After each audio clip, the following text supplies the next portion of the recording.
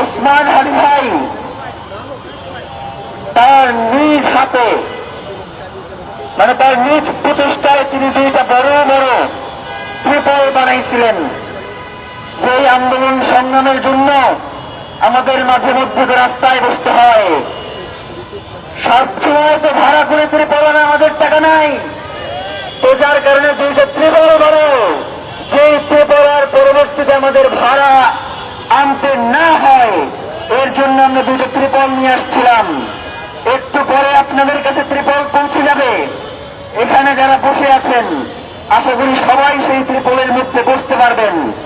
আমরা সেই ত্রিপলের মধ্যে বসে এবং হাদি ভাই যে কম্বল বিতরণ করতে পারেন নাই সেই কম্বল দিয়ে আমরা শীত নিবারণ করব, তবুও এই রাজপথ ছেড়ে আমরা যাব না।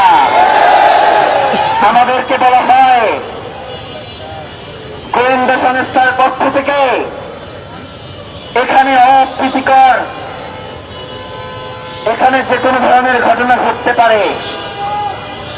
আমরা আপনাদেরকে জানাতে চাই ঘটনার আর কোনো বাকি নাই।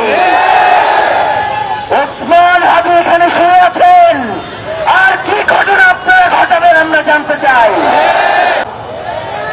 এই জনতা কোনো মতবাদ জনতা না। আগামীকাল সকাল 11টায় যদি রাস্তা করে দেওয়ার লাগে, শুধু এই মাইকে ঘোষণার পরেই সকল রাস্তা ক্লিয়ার হয়ে যাবে।